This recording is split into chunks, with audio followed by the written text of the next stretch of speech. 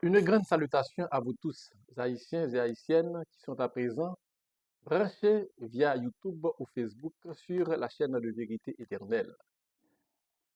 Je suis Maître Franklin Sterlin, avocat de profession, le messager d'Amon, dont le vrai nom familial caché en sagesse est fixé sur la vraie terre sainte d'Haïti.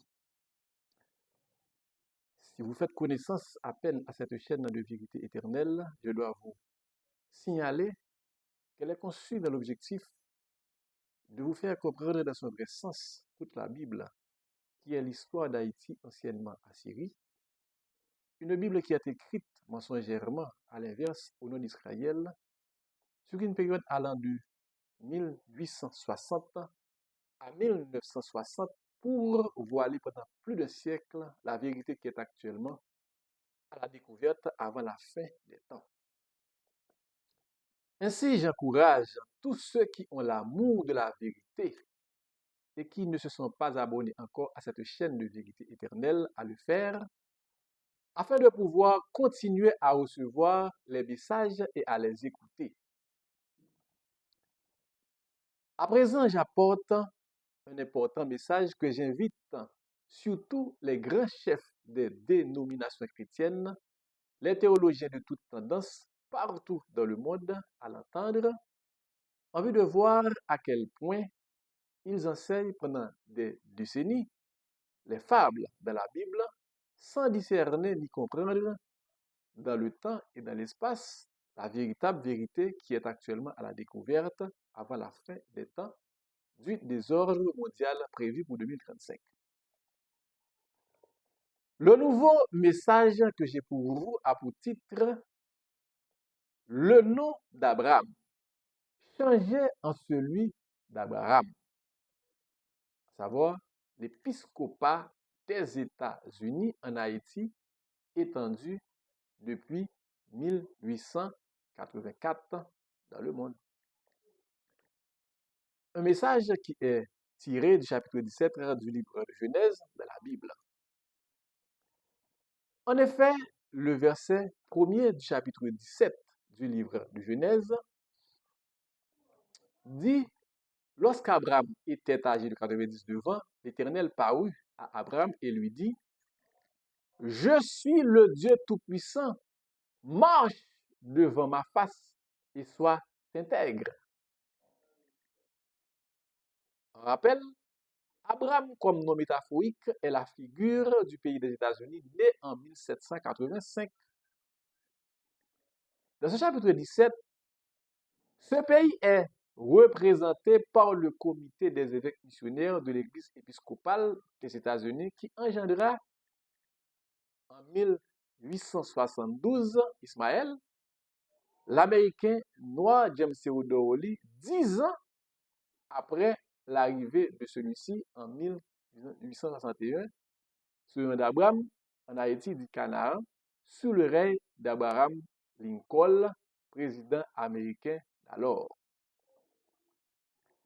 Raleigh fut consacré en 1874 au titre de premier évêque noir épiscopal haïtien par naturalisation sous le nom d'Ismaël comme fils d'Abraham. Eh bien, dans le cadre des missions étrangères épiscopales des États-Unis, Haïti, dit Canaan, est le premier et le plus grand diocèse ou épiscopat depuis le temps d'Oli comme premier évêque étranger avec ses 89 717 membres recensés en 2018. L'âge de 99 ans des États-Unis comme pays père de la religion épiscopalienne tomba en 1884, une année historique pour ce pays dans sa politique religieuse dans le monde.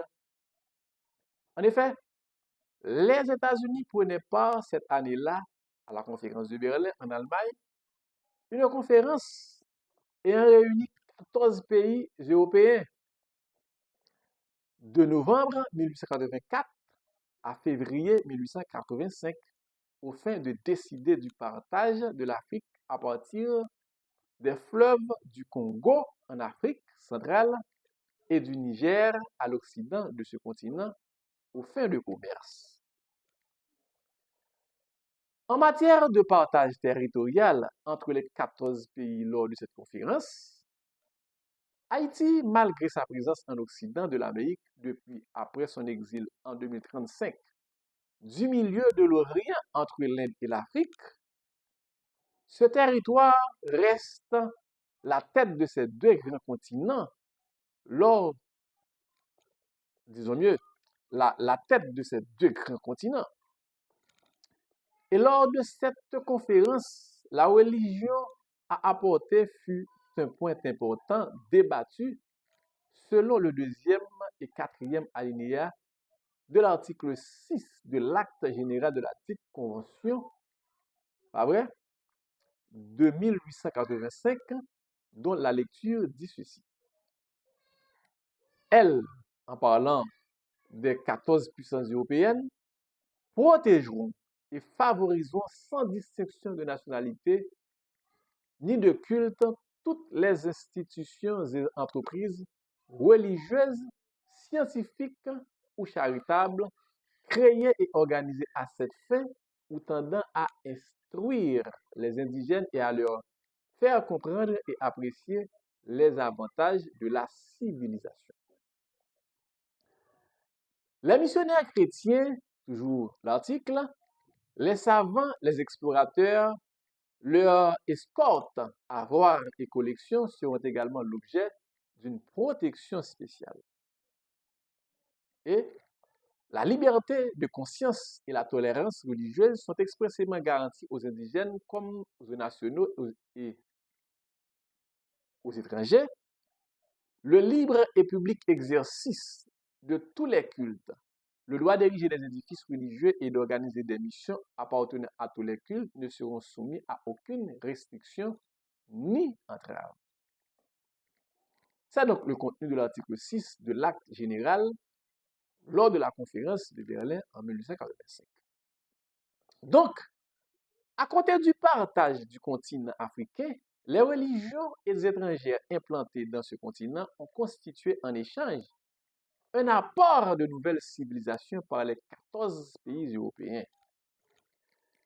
Étant donné que la religion épiscopale vient des États-Unis, après son implantation officielle en Haïti et Canada depuis 1961, eh bien, les missions protestantes de celle-ci allaient pénétrer à partir de l'année 1885 dans d'autres pays dans le monde, avec à leur tête un évêque missionnaire placé sous le contrôle de l'archevêque siégeant aux États-Unis. Normalement, il convient de faire remarquer qu'en tant que membre de la communion anglicane basée aux États-Unis, l'Église épiscopale de ce pays est divisée en 9 provinces et a des diocèses aux États-Unis, à Taïwan, en Micronésie, dans les Caraïbes, en Amérique centrale et en Amérique du Sud. Elle comprend également la convocation des églises épiscopales en Europe. En 2022, l'église épiscopale comptait 1 584 785 membres baptisés, dont 1 432 082 étaient aux États-Unis. En 2011, elle était la 14e plus grande dénomination aux États-Unis, ce qui explique qu'il existe d'autres dénominations.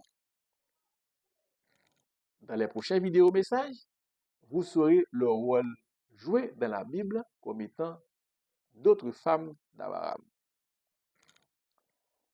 Suivant le verset 1er du chapitre 17 du livre de Genèse qui domine le présent message, l'Éternel parut à Abraham, à savoir le comité des évêques missionnaires de l'Église épiscopale des États-Unis, dont fit partie Oli, qui devint Ismaël, à titre d'évêque haïtien, fils d'Abraham, c'est-à-dire de ce comité en 1874. En général, qui est l'Éternel qui exigea l'intégrité à Abraham, à savoir ce comité? Eh bien, ce nom métaphorique, utilisé dans toute la première partie de la Bible, appelée Premier et Nouveau Ancien Testament, personnifie le personnage qui exerce la fonction de l'archevêque, ou du moins l'évêque président de la mission de l'évêque épiscopal des États-Unis, chargé de diriger la chambre des évêques. Il exerce cette tâche au nom du Dieu, le soleil adoré, non pas au nom d'Amon, le vrai Père créateur de l'univers. Alors, l'archevêque, sous le nom de l'Éternel, fit injonction, ah oui, au comité des évêques épiscopaliens américains dont fit partie Oli, son fils, de marcher devant sa face et d'être intègre.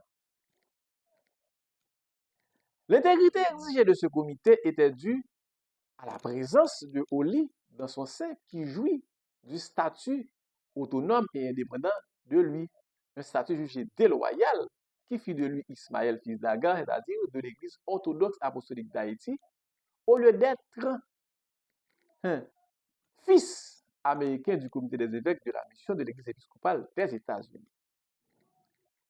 Car ce statut représenta un obstacle pour la mission de l'Église épiscopale d'être représentée en son nom dans d'autres pays, surtout que la doctrine de l'Église épiscopale n'est pas propre à Oli. Elle est celle de l'Église missionnaire américaine et celle d'Anglicane. Donc, le nom d'Abraham changé en celui d'Abraham entra dans le cadre de l'arrivée de la mission de cette Église épiscopale dans d'autres pays après Haïti, de sorte que le nom d'Abraham soit l'expression plurielle définissant l'étendue de la mission ailleurs, à partir de 1985. Ah ouais? Et pour ce faire, l'archevêque et l'Éternel fit appel à l'intégrité du comité des évêques de ne pas marcher dans la voie de l'évêque James Theodore Oli, qui jouissait au sein du comité le statut indépendant et autonome pour diriger en tant qu'Ismaël l'Église orthodoxe apostolique qui est Agar, servante de Sahaï et premier diocèse et province de la mission aux États-Unis. C'est pourquoi l'archevêque, à l'époque, dit au comité des évêques missionnaires présents en Haïti, dit Canaan, par le biais d'Oli, au verset 2, j'établirai mon alliance entre moi et toi, et je te multiplierai à l'infini. Le verset 3 dit, Abraham tomba sur sa face. Et lui, à savoir, l'archevêque, représentant le soleil, lui parla en disant, voici mon alliance que je fais avec toi. Tu deviendras père d'une multitude de nations. Le verset 5 dit, on ne t'appellera plus Abraham, ton nom sera Abraham, car je te rends père d'une multitude de nations. Donc, l'alliance en question ayant entraîné le changement du nom Abraham en celui d'Abraham, avait pour objet d'étendre la mission de l'Église épiscopale à l'étranger, c'est-à-dire de la porter vers d'autres nations partout dans le monde, en plaçant des évêques issus de son sein, lesquels devant exercer cette tâche en son nom en vue de leur aliénation mentale et de jouir de leur richesse après. Du verset 6 à 8, du chapitre 17 du livre de Genèse, l'archevêque dit à ce comité, je te rendrai fécond à l'infini, c'est-à-dire je ferai de toi des nations. Et des rois, c'est-à-dire des évêques, sortiront de toi sans doute dans d'autres pays. Au verset 7, j'établirai mon alliance entre moi et toi et tes descendants après toi selon leur génération.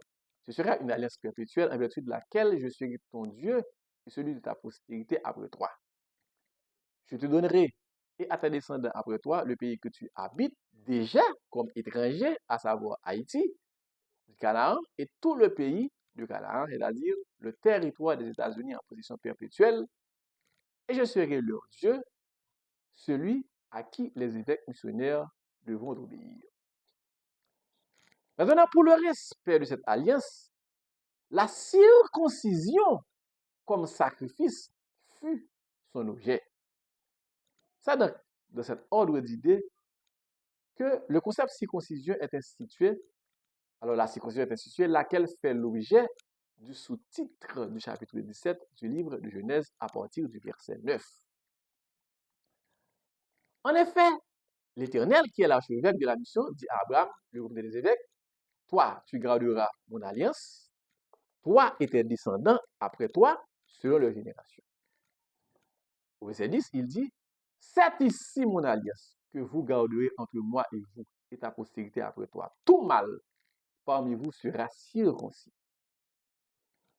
La circoncision, par définition, est au sens figuré, au lieu d'être littéralement l'acte médical qui consiste à enlever le prépuce, la peau, pas vrai, d'empêchement sexuel qui recouvre le grand pénis, une opération qui ne fut pas vraiment sur le plan religieux pratiquée dans le soi-disant judaïsme ancien. Car, au sens figuré, la circoncision est l'acte d'engagement public institué en 1885 qui consiste à empêcher à une mission étrangère de l'Église épiscopale d'avoir le statut autonome et indépendant, source de la division de la mission. Donc, de rester, pas vrai, unis à tout l'ordre des évêques missionnaires de l'Église épiscopale des États-Unis. Et l'expression tout mal employée au verset 10 fait référence à tout homme religieux consacré, évêque ou prêtre au sein de l'Église épiscopale d'Haïti. Le verset 11 dit, vous vous circoncirez, et ce sera un signe d'alliance entre moi et toi et vous, c'est-à-dire entre l'archevêque et les évêques ordonnés de la mission. L'action au verset 11 de se circoncire explique le consentement volontaire donné par les évêques, membres du comité, à cette fin, quelle que soit leur nationalité d'origine, quant à l'éventuelle pensée à nourrir comme membre du comité pour prendre le statut indépendant et autonome à la tête de l'Église qu'il dirigerait à l'instar d'Oli, l'Américain naturalisé haïtien, qui dirigeait la mission en Haïti avec ce statut. Ensuite, le verset 12 précise, à l'âge de 8 jours, c'est-à-dire après 8 jours au poste d'évêque, pas vrai, devenu membre du comité, tout mâle parmi vous sera circoncis selon vos générations, qu'il soit né dans la maison, c'est-à-dire originaire, ou qu'il soit acquis à prix d'argent, c'est-à-dire naturalisé, fils d'étranger, sans appartenir à ta race. Donc, au verset 13, l'Éternel, à savoir l'archevêque, dit, on devra circoncire celui qui est né dans la maison et celui qui est acquis à prix d'argent. Et mon alliance sera dans votre chair, une alliance perpétuelle. L'alliance de la chair veut tout simplement dire un renoncement exprimé à titre d'évêque à la couleur de la peau d'origine pour s'attacher dans l'union à la mission dans l'intérêt commun du comité des États-Unis. Comité, après, et missionnaire des évêques. Un mâle incirconcis, selon le verset 14, qui n'aura pas été circoncis dans sa chair, sera exterminé du milieu de son peuple. Il aura violé mon alliance. Effectivement, 8 jours après l'ordination, l'évêque prend l'engagement devant l'archevêque en promettant de remplir sa charge jusqu'à sa mort, en gardant dans sa pureté et dans son intégrité le dépôt de sa foi, en travaillant dans la construction de l'Église et en demeurant dans son unité avec tout l'ordre des évêques, selon le credo trouvé sur le site catholique à Paris. À propos de Saraï, nom de la deuxième femme d'Oli, utilisé métaphoriquement pour identifier la religion épiscopale des États-Unis, arrivée en Haïti en 1861, eh bien l'archevêque appelé Monseigneur sous le nom de Dieu dit au verset 15 ceci à Abraham, à savoir son comité, tu ne donneras plus à Saraï, ta femme, le nom de Saraï, mais son nom sera Sarah. L'explication du changement du nom de Sarai en celui de Sarah n'est autre que la mission indépendante de l'Église épiscopale en Haïti qui allait obligatoirement perdre le statut autonome et indépendant et s'unir à la mission générale de l'Église épiscopale des États-Unis pour devenir, pas vrai, une seule en vertu de l'alliance, de la circoncision et avoir un évêque missionnaire non indépendant et ordonné pour diriger ailleurs, non pas en Haïti, ceci dans l'union au nom du comité des évêques missionnaires. C'est ainsi qu'au verset 16, l'archevêque qui est l'Éternel dit, je la bénirai, à savoir la mission de l'Église d'Haïti, unie et soumise à sa source aux États-Unis, et je te donnerai d'elle un fils. Je la bénirai et elle deviendra des nations. Des rois, des peuples sortiront d'elle. Le verset 17 dit, Abraham tomba sur sa face et rit et dit en son cœur, naîtra-t-il à un fils, pas vrai? Naîtra-t-il un fils à un homme de 100 ans, c'est-à-dire révolu en 1884. En Haïti, c'est la question. Et Sarah, âgée de 90 ans, enfanterait-elle? Donc, cet âge de Sarah tomba aussi en 1884 par rapport à, pas vrai, à la naissance.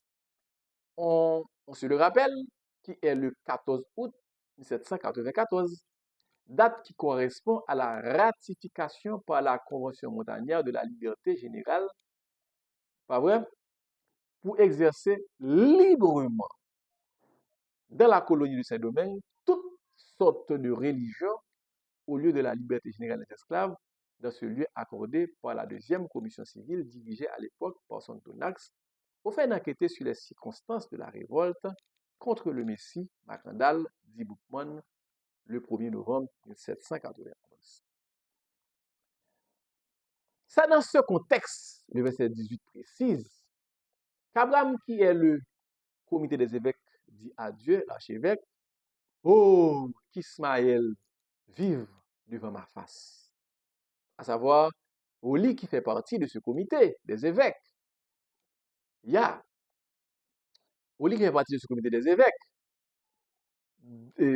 Dans le comité, il dit, je t'exaucerai et voici, je le bénirai, je le rendrai fécond et je le multiplierai à l'infini. Il engendrera 12 princes et je ferai de lui une grande nation. En ce qui concerne les princes, je rappelle que d'après les archives de l'Église épiscopale, lorsque Oli, qui devint Ismaël, fils d'Abraham, mourut le 13 mars 1911, l'Église orthodoxe apostolique haïtienne comptait en ses rangs 15 prêtres, donc 15 princes.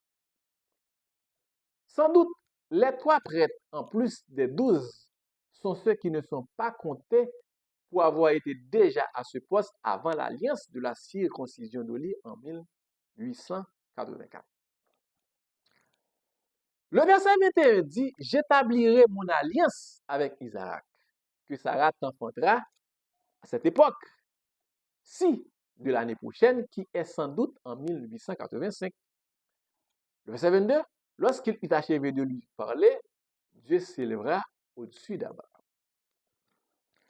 Le verset 22 dit, Abraham, à savoir le comité des évêques missionnaires, prit Ismaël, à savoir l'évêque, Oli, son fils, tout ce qui était né dans sa maison et tout ce qu'il avait acquis à prix d'argent, est dénaturalisé, tous les mâles parmi les gens de la maison d'Abraham, et il les circoncis ce même jour, selon l'ordre que Dieu, à savoir l'archevêque, lui avait ordonné, lui avait donné.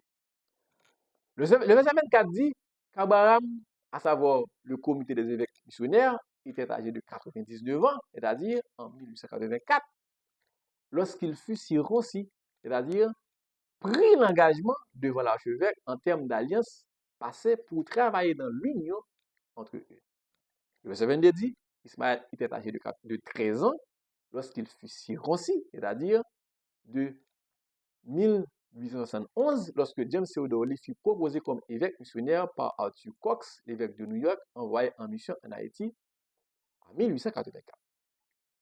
Donc le verset 26 dit, ce même jour, Abraham fut circoncis, ainsi qu'Ismaël son fils.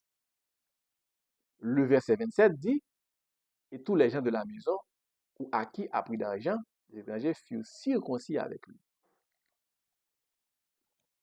En attendant de révéler le personnage Isaac dans le prochain message,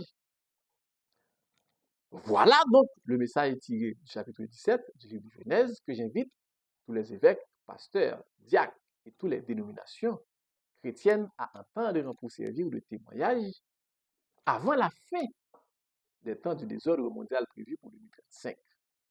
Car la Bible, telle qu'elle est enseignée, est un instrument qui mène le monde à la perdition, et car à travers ce livre de Genèse, elle est l'histoire religieuse récente de 1860 à 1960, une histoire voilée de la terre d'Haïti, anciennement Assyrie, non pas l'histoire d'Israël. Donc merci et à la prochaine pour une autre vidéo.